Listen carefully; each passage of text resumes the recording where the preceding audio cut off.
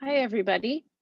Welcome to our asynchronous recording of the lecture presentation for Chapter 3, Molecules and Compounds.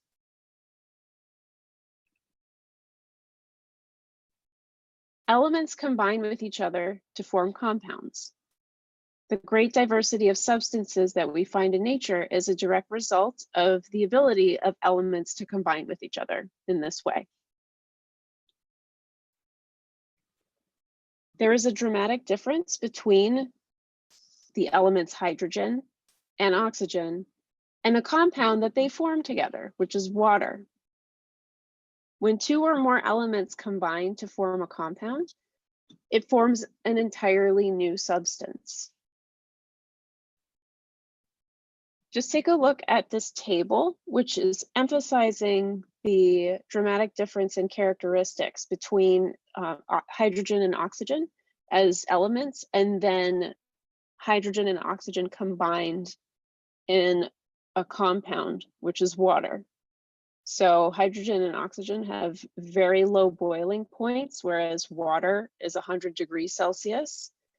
And hydrogen and oxygen are both gases at room temperature, while water is a liquid. And most dramatically, hydrogen and oxygen are flammable, but water can actually smother a flame. So the point being that water is nothing like the independent elements that it was formed from. So there can occasionally be some confusion about the difference between a mixture and a compound. In a mixture, elements can mix in any proportion whatsoever. So in this example, you've got a balloon that has oxygen in it and it has hydrogen in it, but there's no fixed reason why you would only have that ratio of oxygen to hydrogen. You could add more oxygen to it, and it can have any proportion of hydrogen and oxygen gas. Whereas with water, hydrogen and oxygen exist in a water molecule in a fixed ratio. So in a compound, elements combine in fixed, definite proportions, which never change. So no matter how much water you have, that water consists of independent molecules of H2O. A water molecule will always have one oxygen and two hydrogens in it. It's a definite proportion. Chemical bonds. Compounds are composed of atoms held together by chemical bonds. Chemical bonds result from the attractions between the charged particles that compose the atoms, so the attraction between the electrons and protons. Protons have a positive charge, electrons have a negative charge, so opposites attract each other, whereas like charges repel each other. And these forces are responsible for why chemical bonds form. We classify chemical bonds into two types. There's ionic bonds, which occur between metals and nonmetals, and there are covalent bonds, which occur between two or more nonmetals. Ionic bonds, which again, as I said, occur between metals and nonmetals, involve the transfer of electrons from one atom to another. When a metal interacts with a nonmetal, it can transfer one or more of its electrons to the nonmetal. So the metal atom then becomes positively charged and is what's known as a cation. The nonmetal atom becomes negatively charged and is what's known as an anion. So if you want to think of it this way, the metal atom is losing an electron. Now it has one more proton than it has electrons. So therefore it has a positive charge. The anion has gained an electron. So now it has an excess negative charge. In ionic bonds, these form when oppositely charged ions attract one another by electrostatic forces, and the result is an ionic compound. And this is a schematic of the structure of an ionic compound. It's composed of a lattice, it's like a three-dimensional grid. It's what an array is, of alternating cations and anions. This is just a diagram showing how you can have two different substances with two completely different properties that can combine to form an ionic compound. And notice that diagram in the middle is the anions and cations in that crystalline lattice structure, that alternating anion and cation array.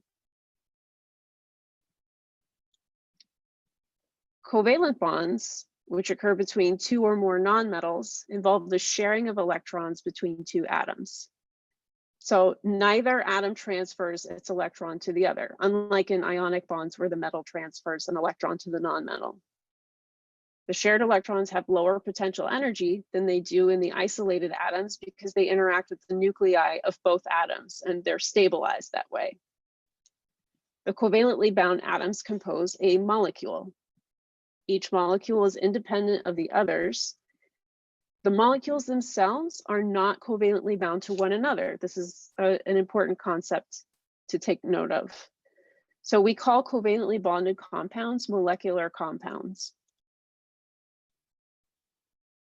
Based on what I just said, this should be pretty easy.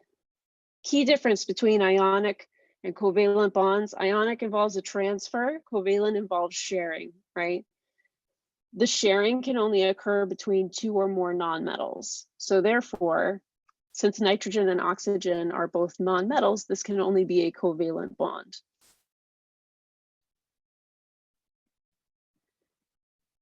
So here's the flow chart classifying the difference between elements and compounds. You've seen this before. This is just a more granular breakdown of what pure substances are. So elements can be either atomic or molecular, whereas compounds can be molecular or ionic. So if you look at that separation, right, you can categorize something as either an element or a compound, but then you can go further with it. So notice that atomic elements are just single atoms. Molecular elements are multiple atoms, but they're both of the same element, in this case, oxygen. For compounds, molecular, right, between two or more nonmetals, and ionic, which is between a metal and a nonmetal. Atomic elements exist in nature with single atoms as their basic units, and most elements fall into this category. So you can look at those as the examples: sodium, neon, carbon, potassium, magnesium. Molecular elements do not normally exist in nature with single atoms as their basic units. Instead, they exist as molecules. So these are the molecular elements that you are responsible for. There are 7 diatomic elements. Okay, so di means two, atomic, atoms, 2 atoms. Hydrogen, nitrogen, oxygen, fluorine, chlorine, bromine, and iodine. Also, phosphorus and sulfur are polyatomic elements. Poly meaning many, atomic meaning atoms, many atoms. And this periodic table is summarizing the polyatomic elements that you're responsible for. Notice how they're all grouped sort of in the same area, which makes it easier to remember them.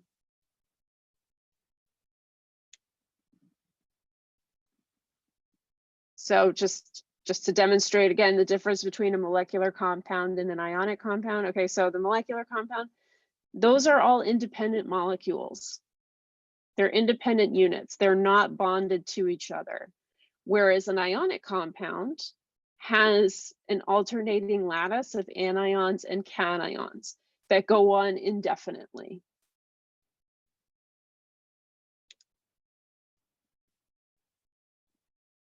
Molecular compounds are usually composed of 2 or more covalently bonded nonmetals. The basic units of molecular compounds are molecules composed of the constituent atoms. So for example, okay, water is just made up of molecules of H2O. Dry ice is made up of molecules of CO2. Propane is made up of molecules of C3H8. So that's 3 carbons and 8 hydrogens all bonded together in one unit. Just to recap, molecular compounds, 2 or more covalently bonded nonmetals. Remember, covalent means a sharing of electrons. Molecules are the basic units of the molecular compounds. They're independent of one another. They're not covalently bound to one another. And they're composed of the constituent atoms of that compound. Molecules exist on their own in nature.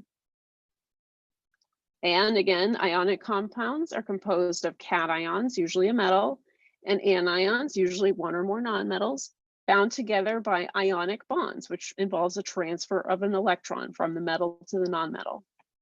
The basic unit of an ionic compound is a formula unit, which is the smallest electrically neutral collection of ions. So keep this in mind, a formula unit is not a molecule, does not exist on its own, but rather as a larger lattice.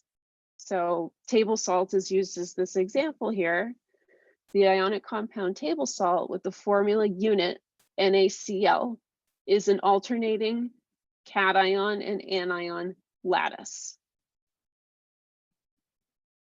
So remember, ionic compounds composed of cations, which is the metal, and anions, nonmetals, held together by ionic bonds, which involves the transfer of an electron from the metal to the nonmetal.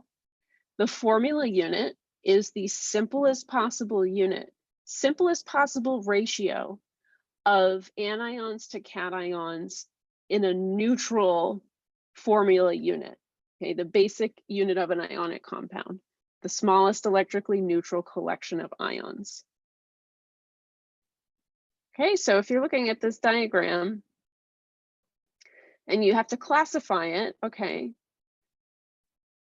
not to drop some serious hints here, but if you're looking at the color in this diagram, notice how these are all illustrated as being the same color. That implies that they're all the same thing.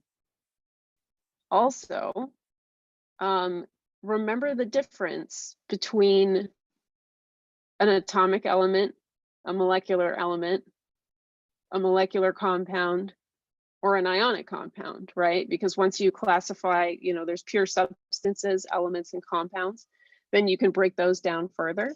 Okay, so which one of these is this diagram representing? It's a molecular element. If we go all the way back, okay, notice that pure substances is divided up into elements and compounds, and then within elements, you've got atomic elements and molecular elements. And molecular elements include oxygen, which is O2. These are molecular elements, right? Hydrogen, nitrogen, oxygen, fluorine, chlorine, bromine, iodine, phosphorus, sulfur. Okay, so these are what's known as molecular elements. They do not exist in nature as single atoms, but as many atoms, 2 or more.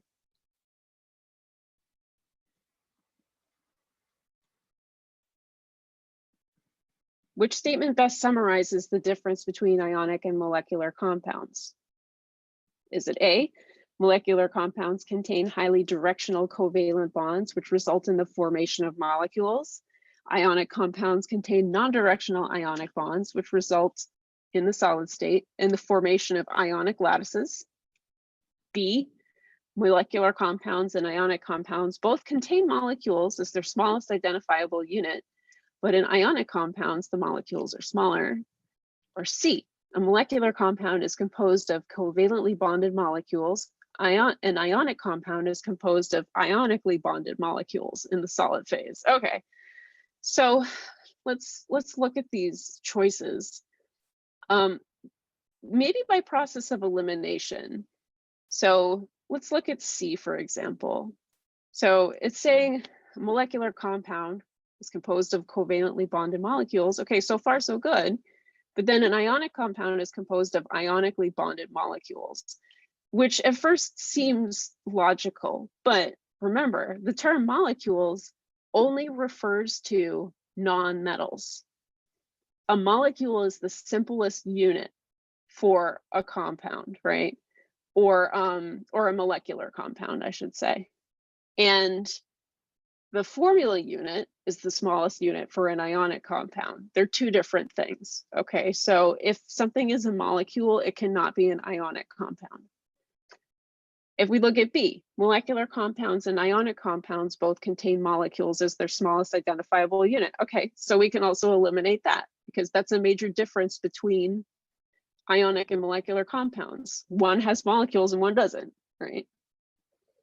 And A, molecular compounds, okay, so there's a lot of text there, but basically it's saying molecular compounds result in the formation of molecules. Ionic compounds result in the formation of ionic lattices.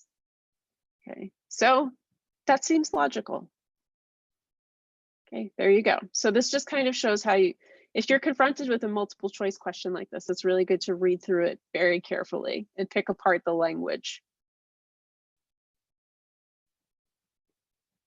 A polyatomic ion is an ion composed of 2 or more atoms. Many common ionic compounds contain ions that are themselves composed of a group of covalently bonded groups of nonmetal atoms with an overall charge. So examples of ionic compounds that contain polyatomic ions. Okay, so the first one is sodium nitrate. So sodium is the metal, nitrate is the nonmetal molecular compound that is also an ion. Calcium carbonate contains calcium and a carbonate ion. Potassium hypochlorite contains potassium and a hypochlorite ion. Note that the charge on the polyatomic ion is a property of the whole ion, not just the last atom. So for example, that sodium nitrate, that first example, that little negative charge there, that -1 charge, applies to the entire molecule, entire ion. So overall for the nitrogen and the 3 oxygens, it's not just attributed to the oxygen. Keep that in mind. So when you're writing a formula for an ionic compound, write the symbol for the metal cation, which is going to have a positive charge, followed by the symbol for the nonmetal anion, which is going to have a negative charge. Okay, make sure to include the charges.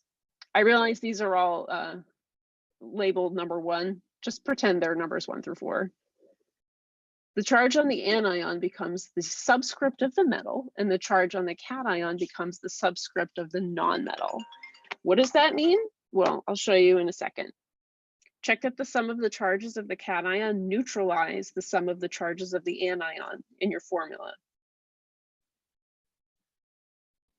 So ionic compounds always contain positive and negative ions.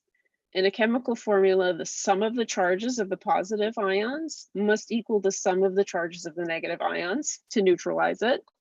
And the formula of an ionic compound reflects the smallest whole number ratio of ions, right? That's the formula unit.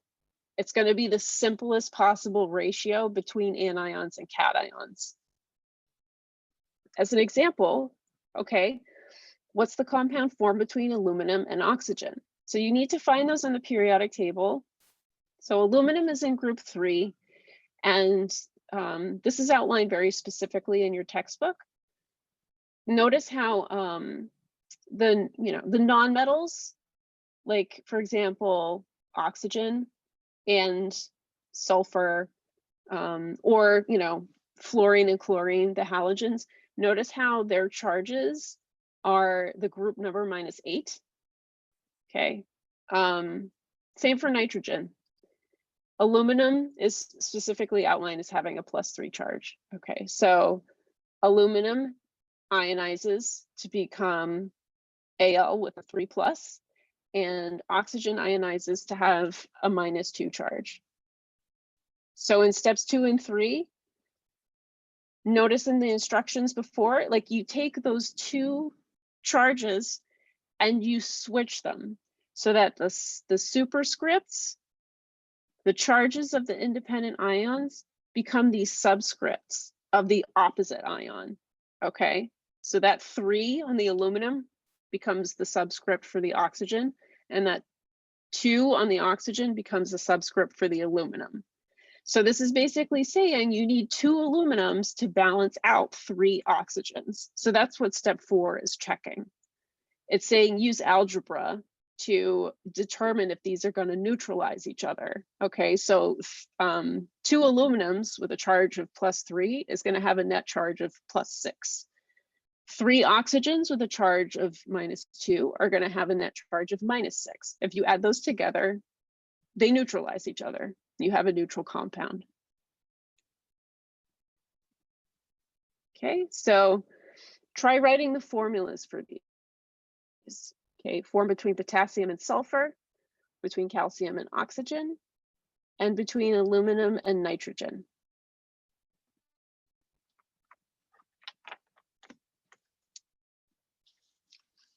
You can pause the video if you want to try these at home.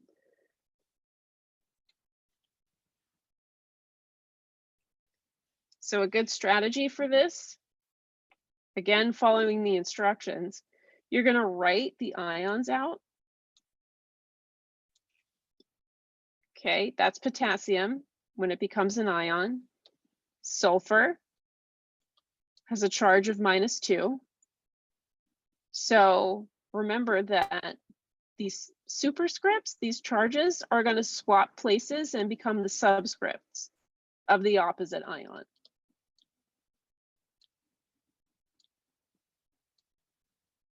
Okay, so this is saying you're going to need 2 potassiums to balance out 1 sulfur. And if we want to check this with algebra, okay, 2 of these potassiums that each have a charge of +1, and then sulfur has a charge of -2. So that's going to end up with a net charge of 0. For calcium and oxygen,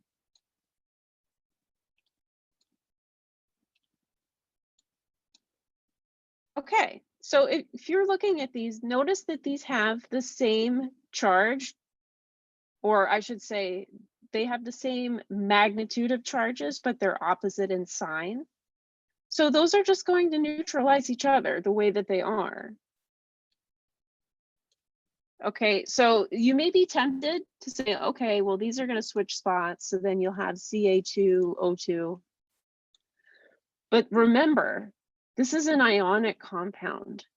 The formula unit has to be the smallest possible ratio of anions to cations in an electrically neutral compound.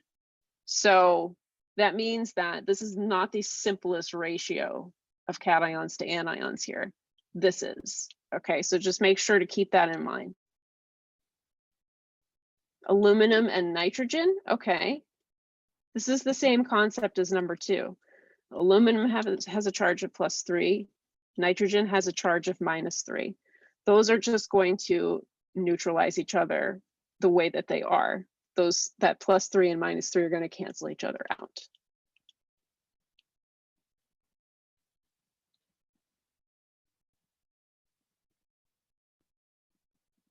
And Lauren's going to pick up with naming.